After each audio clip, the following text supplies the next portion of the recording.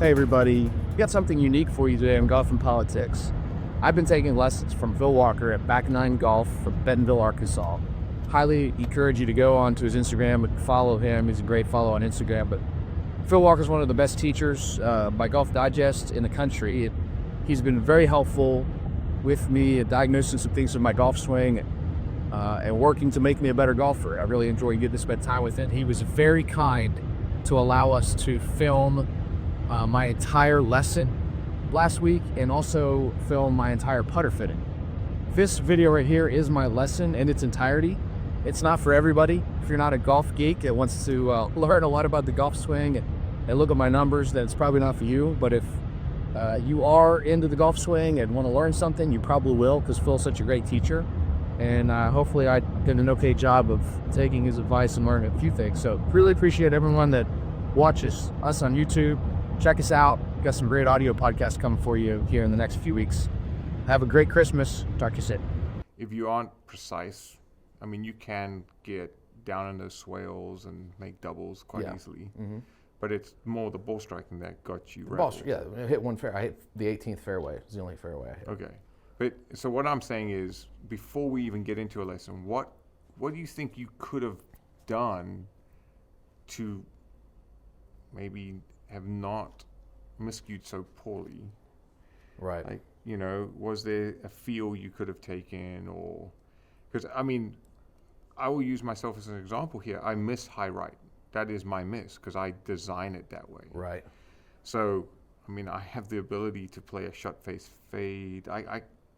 You see what I'm saying? Like, right. I know it's going right. It's just not going as far right. And that's where I think that's where my big issue comes in. Is the guy I'm playing with told me I wasn't turning well. He plays a lot of golf with me. Mm-hmm. But like, I felt like I was turning right. I didn't feel anything different from the previous 2 days where I was striking the ball as good as I struck it all year. I understand. And so how many times do you get to play 4 days in a row though? I mean, there are ways we can look at this that it's not the swing itself breaking down, you know. Maybe you broke down, you're fatigued, I don't know. Okay. We can look at this outside the box a little bit as well. Because someone will say, oh man, I played great, but then my swing's terrible again. Or, well, there could be outside elements. Yeah, that makes sense. Sure. You know, 4 days in a row, I don't know. When you go on these trips, generally you're not getting enough sleep because, you know, you're with the fellas. Drinking bourbon, playing cards. Yeah. Drinking high-end bourbon. Yeah, okay, stuff like that. And all of a sudden you don't feel the same, and then you lose the touch. But when it is cutting 20 yards and you're not turning, is there a way that you can get through the round where you don't shoot 89? Yeah, correct. That's all I'm saying. Okay. Because that's my competitive side coming through. I'm on the fourth round. I don't want to give up a big paycheck. I'm feeling fatigued. All right, maybe I went out with the fellas, whatever. Sure. I can't shoot 89. Yeah. You Makes can't. sense. Okay, Right. this is just unacceptable. All right. What could you have done? Could we have, you know, done something, moved the ball back or closed the face? Anything. It doesn't matter. So next time, it doesn't happen. Right.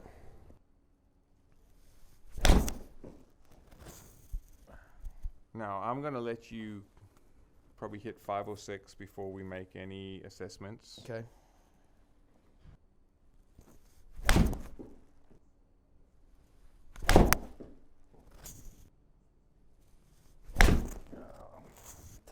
How much, I mean, when you're out there, would you say that you hit the ground first?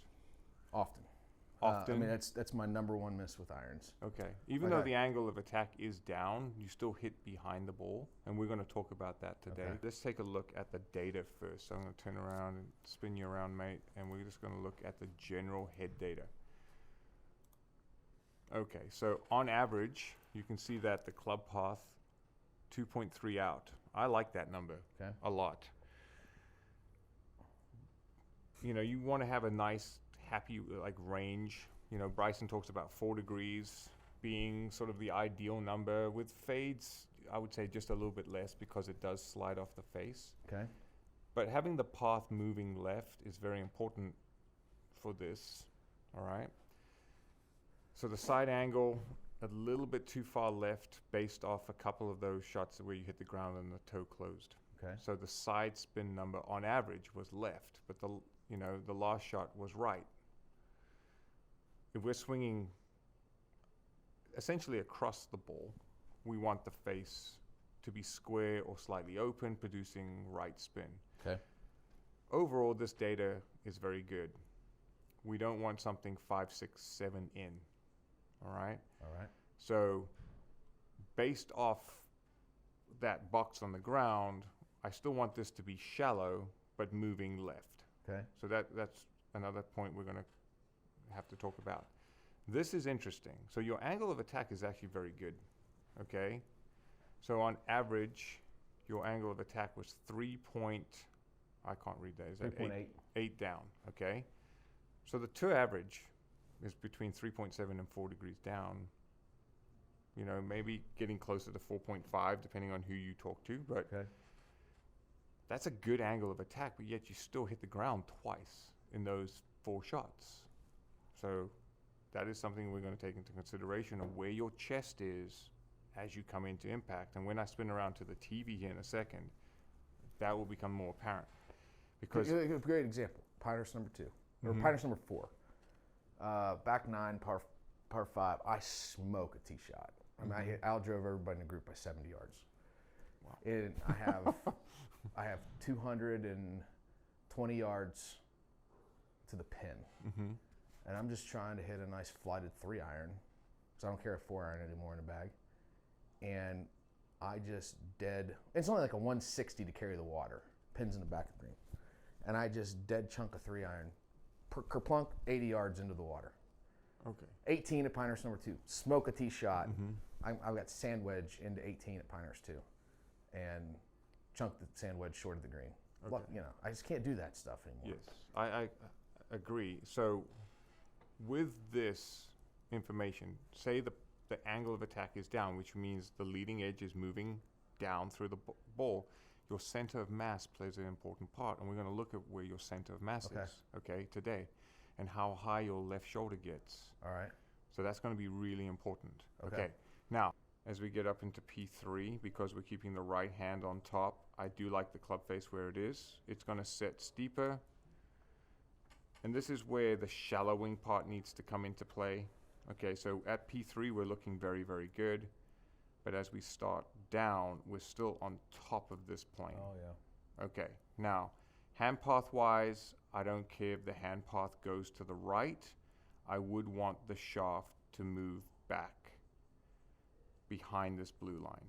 In regards to, like an example, now I am aiming left. You can see at P3, the club is relatively steep, but then it shallows. This is a shallowing fade. It doesn't have Right. to be a tremendous amount, depending on how much flexion you have. So this is still a steeper fading action. But once again, it doesn't matter. Scotty Scheffler is actually very steep, and he's excellent, right? But that's what causes a lot of the high right miss, because Correct. you're on top of that plane. Okay, so we come in slightly higher. So still, the idea for us from the down the line angle would be to get your hands lower and more left coming into impact. So this position here, hand path is very up and out. Yeah. I would want you to be, like I said, shallower at P3 and still moving the path left. So ideally we would want to match this line at this point. Say P7, moving more handle down and left, Right, which means okay. staying in your tilt.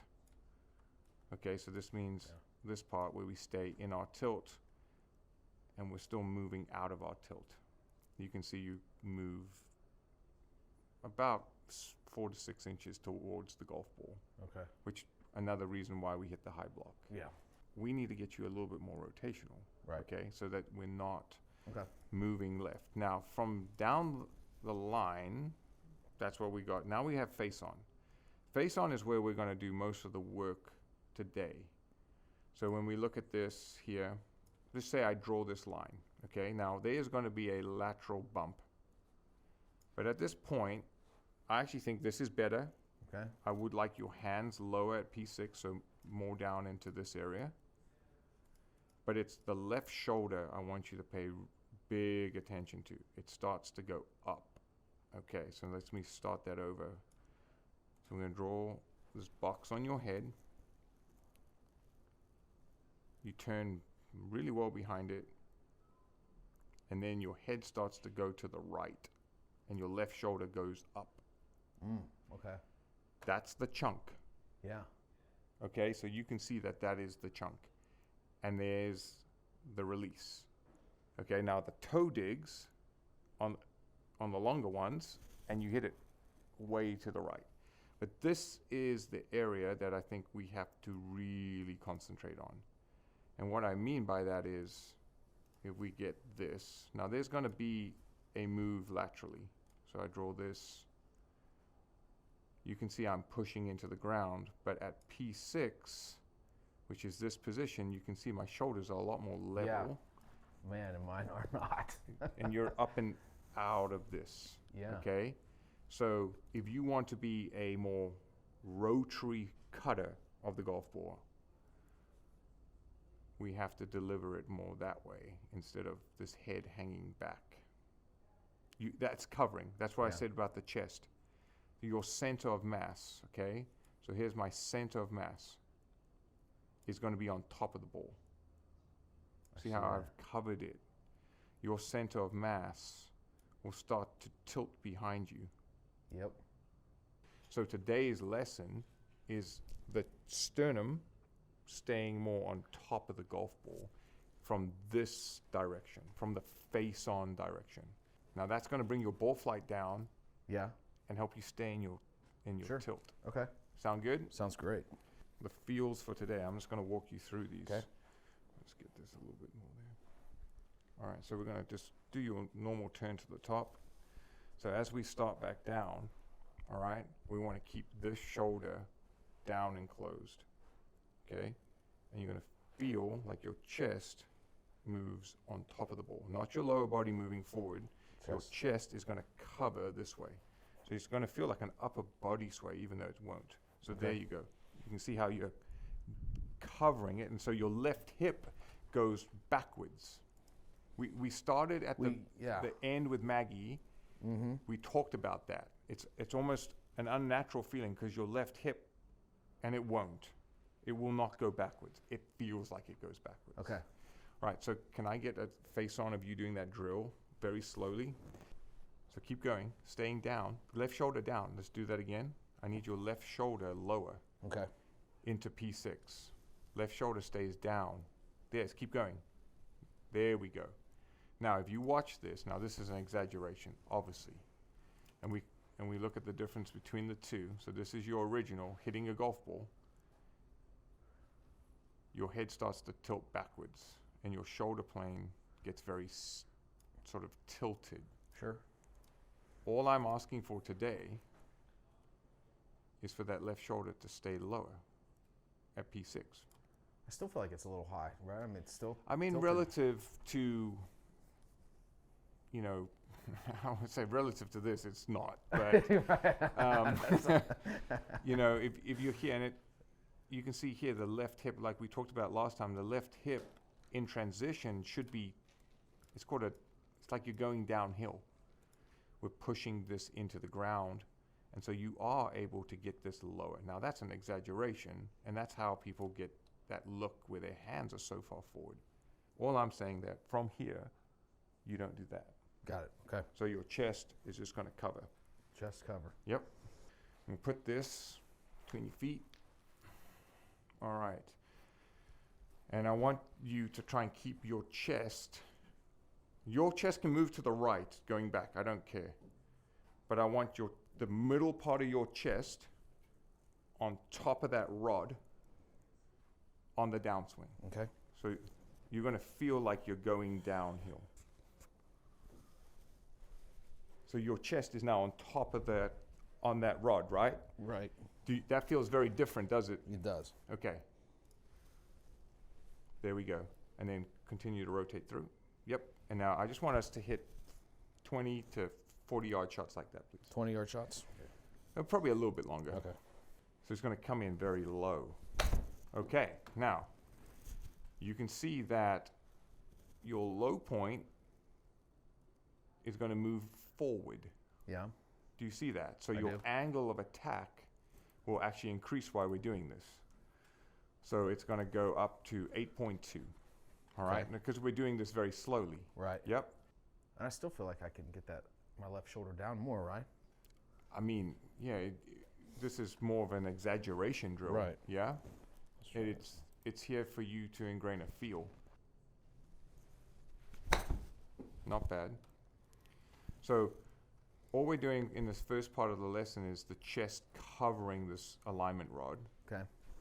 So if you take a look at the TV here, as we get into, and these are just positions in the golf swing, obviously you're going at full pace. This is starting to move back. Your head is starting to feel more behind the golf ball here, all right? Mm-hmm. This is all relative to ball position, but your head stays more on top and your chest starts to cover. Then I will need your left hip to move out of the way. Okay. But right now, you feel very much on top or Okay. covering the Right, golf ball. right. It's all Well, everything's makes a got ton to of do with sense. biomechanics and physics, right? So Right. it's your center of mass. Yeah. Dude, if your center of mass is behind the golf ball and your hands on in front of the club head, how are you not going to hit the ground? That's right. So it can be done. Look, as a kid, my head was like over my right foot, but I looked like this. I would swing and like pull on it like that. So it can be done. But I'm saying for us, if we're going back and our hands are getting high and the club is being dumped, you're right. going to hit this Sure. way. So you're going to feel a lot like this today. It's going to feel, see how this is going Yeah. down. So then at this point, that's when it all extends. But right now, I just need us to hear. Okay. So this is on top. We're not this way. All right. I'm just going to widen your setup slightly and turn your left toes open. And I do want to sort of get you turning to the right with your upper body so you can feel a little bit more upper body, should I say, sway. Okay. Okay, so because it's staged. So we turn to the right. Now feel like your upper body, not your lower body, moves left. Like that? Yeah, so it's going to feel like your upper body is, a lot of people associate with moving left is that. Mm-hmm. I want you to feel like it's that. It's the that, okay. opposite. Right.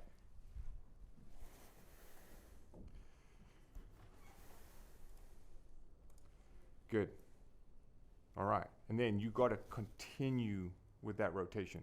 Okay. Okay, let's hit something like that now, please. 3/4 now.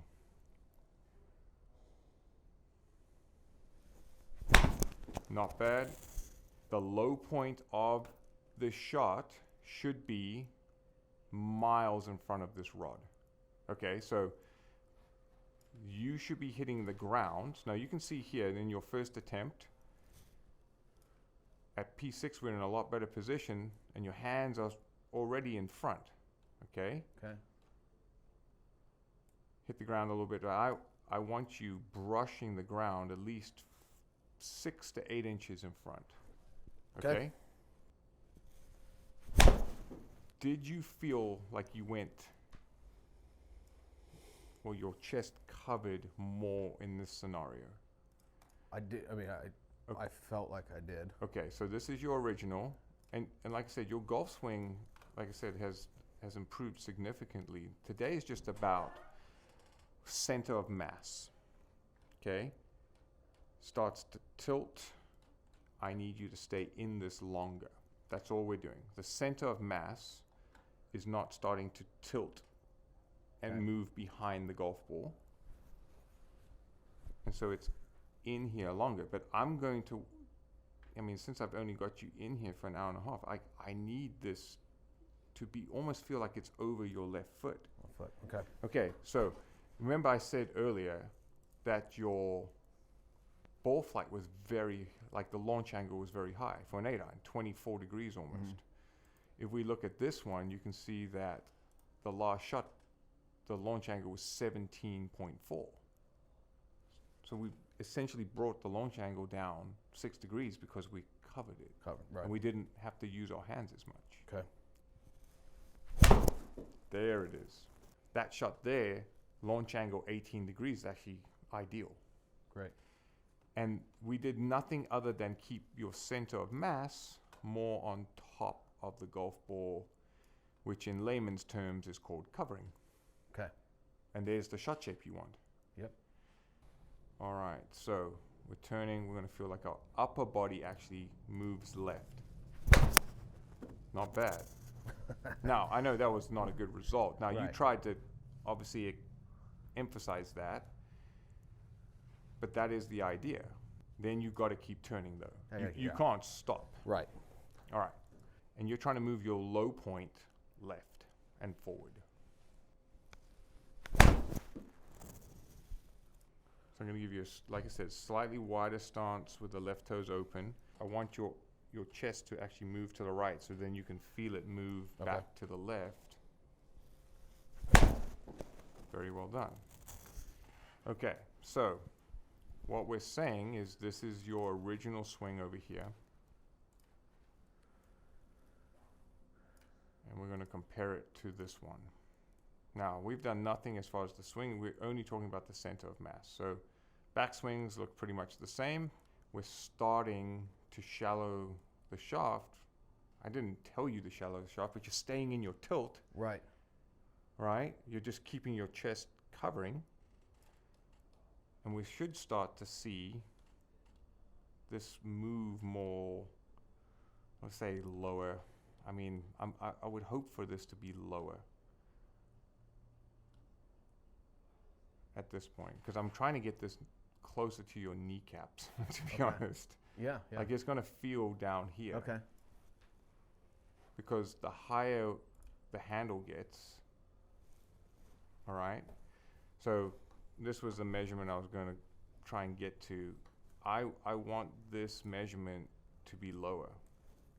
So right now it's only 1 degree lower, but you can see that you stayed in your tilt so much more. So we draw this line.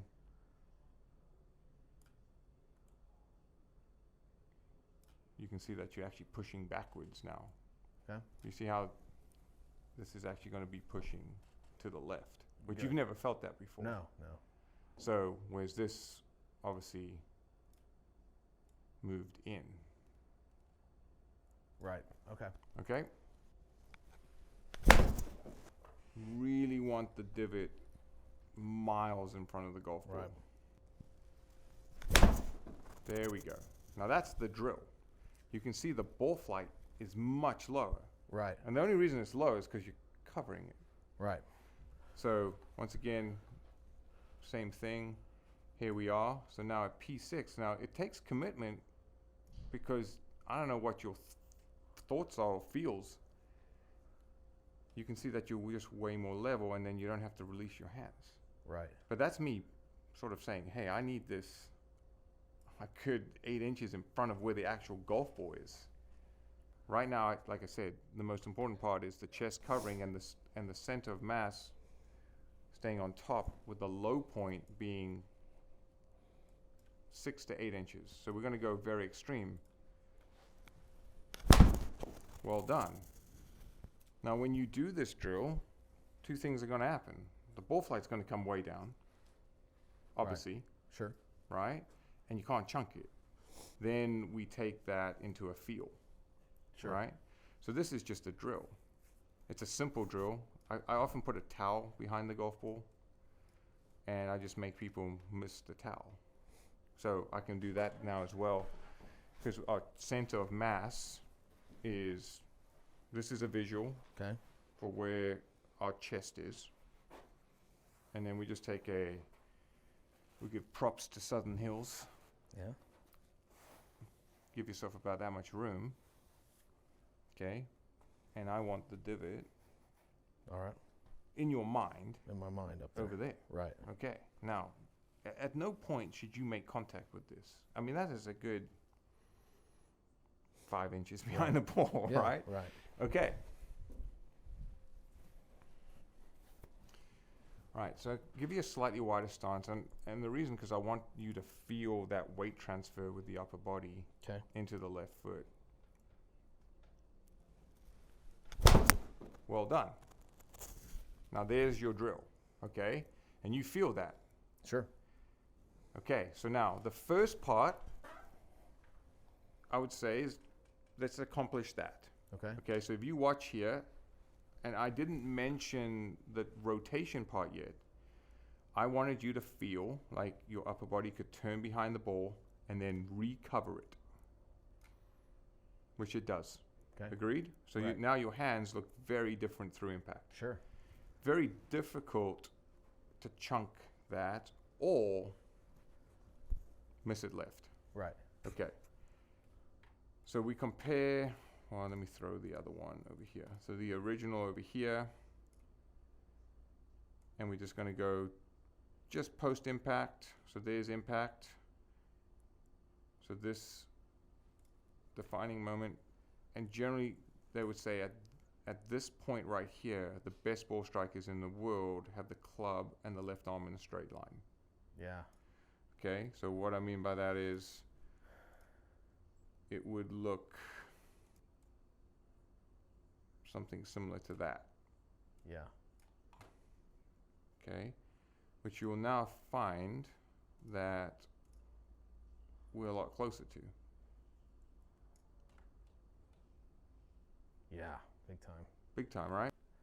All right. Okay, now the hard part of this is now going to happen. Okay. I need you to do the exact same thing with your chest covering, the low point moving forward, but I need your left back pocket pushing backwards. Yeah. Not bad. Now that's where I think that I was very pleased with this, okay, because this will guarantee not only a ball flight, because you can't actually get a better ball flight than that. So if you look at that shot there, to me this is the ideal shot because it means there's no face rotation and we're just moving on the arc. We are rotating on the arc 1 degree, moving left because we're turning down and left.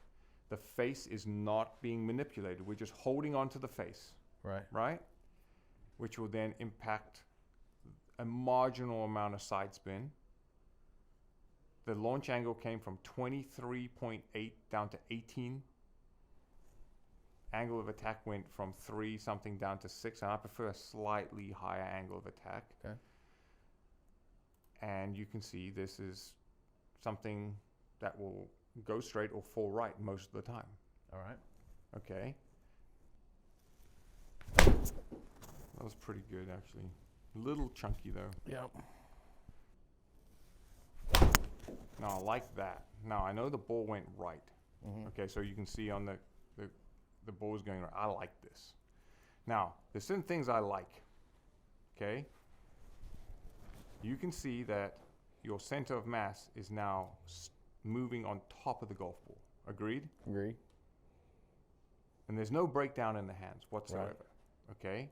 Now, I have to be honest, though, because this is not like Jack's Beanstalk beans here, or there's not magic potion. You relied a lot on that for the face to do what you needed it to do. And there's always going to be an element of timing in golf. It's not like we're a machine.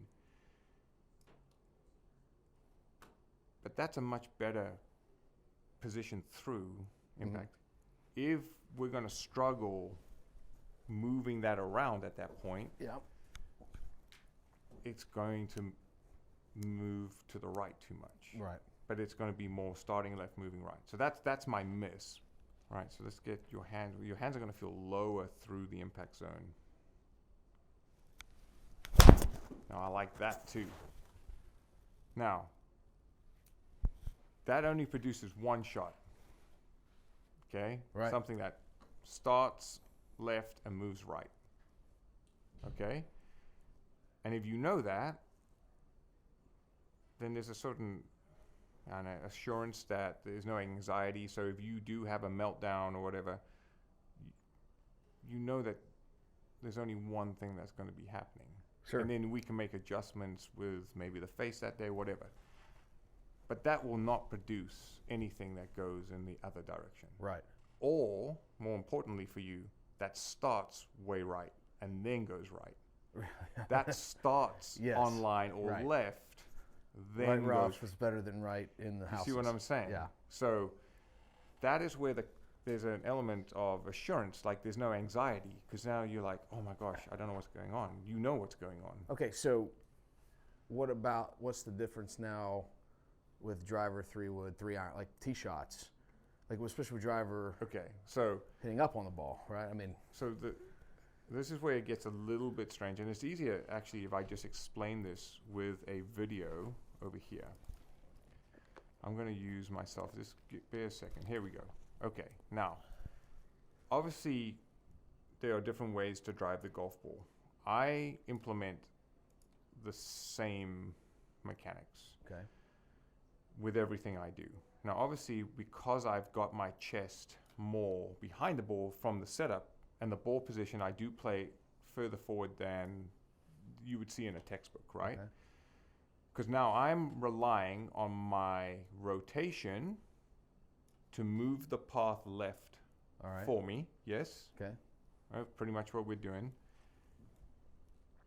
And I just do the same thing. I get my center of mass right back to where it was. To where it was. Okay? And I'll have the same impact positions that I do with an iron. I get that. But now the path is moving left, right? So and Scotty Scheffler even said this in his interview. He's like, I don't know why anyone doesn't hit a fade nowadays with the technology. Right. All you got to do is not manipulate the face and move it left. And that literally could fade all day. Boy, he really doesn't miss, does he? Scotty Scheffler, no. I mean, you see him on Sunday? It's Yeah. unbelievable. But, he's very, very different, very feel-based, but he's obviously predominantly a cutter. Right. But the idea behind this swing here is, here's my center of mass. You guys can see it. I've just set it more behind the ball. More behind the right. Okay, whereas an iron, I'm going to be more on top of the ball. But our impact positions will look the same. So you can clearly see that an iron is different setup to a driver. Sure. But nothing changes in respect to the swing. Center mass I- comes I- back to cover the initial position. Okay, so you can see there's where the ball relative to my head is very different, right? So my head, I should have done this one, is more on top right here. Head is behind. Okay. Now people say, oh, well, my head is back. Well, of course it's back because I put it there at the address position. Right. And so these positions will look the same. And now this is just me, what I think is best.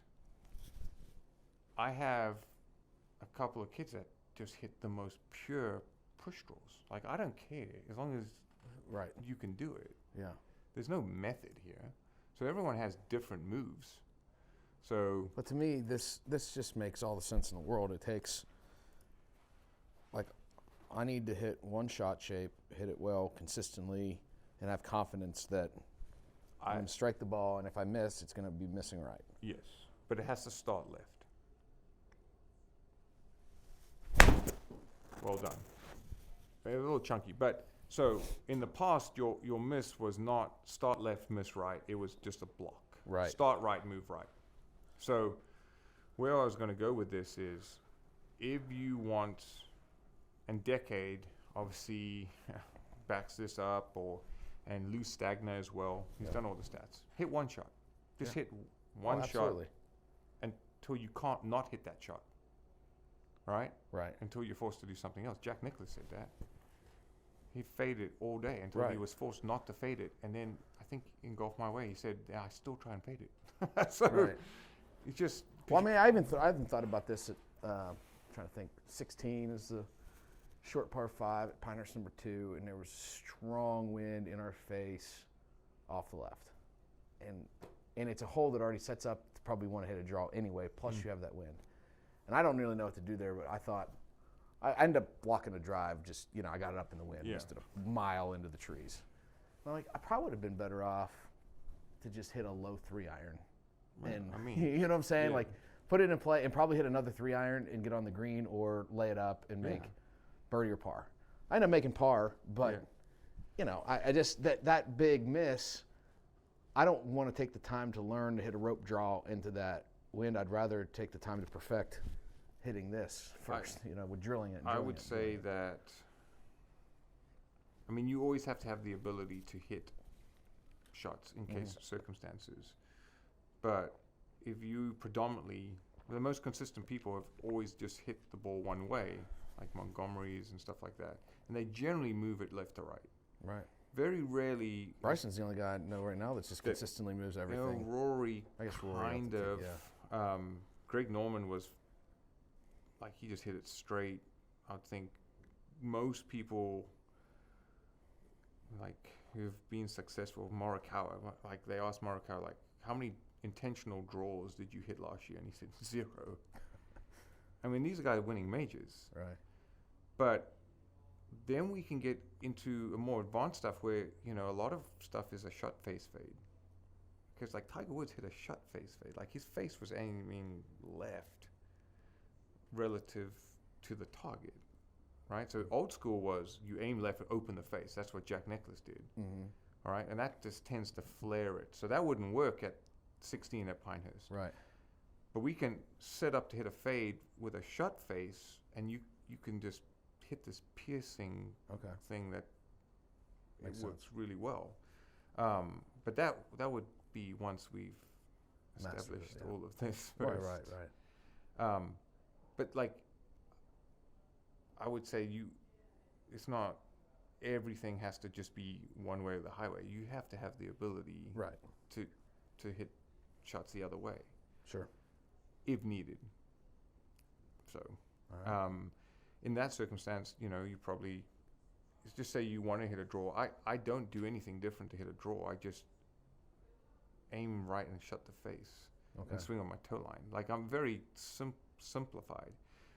With what I'm saying here is we're moving the arc of the club square and then left of the ball, which impacts that slightly right. We're not cutting across it, so to speak. Right. With an open face, Makes like sense. they used to do. Okay. So,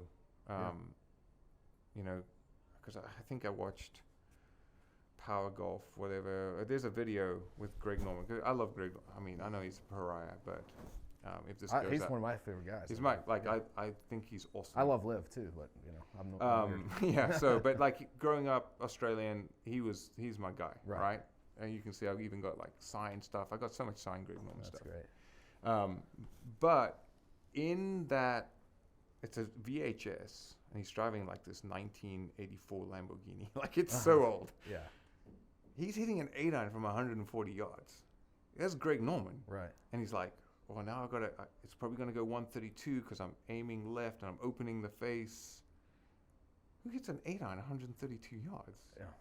But that was before, now these guys hit power fades. This technology's a lot different. These are, like, these, like, trap fades. Like, Minu hits it miles. Oh, I know. So we've got to get this low point, chest on top, right? You understand that the path's still moving left because the arc is now, if we're here, so it's going to go inside, square, inside, right? So if I'm here, chest is on top, and I'm just moving the arc this way, it will fade. Yeah. But this does play a big component. If we can't turn this, we're going to see an element of this. So it would be a lot of work like this. So you can see when I do this, the handle, see how it stays low? We don't want the handle getting high. Right. So it's, and so what I would say for you is to probably get a little bit of that going first All right. before you want to then bring that around. Okay. All right. Wonderful. What now? Got to get fitted for a putter. You want, okay. Let's go do it.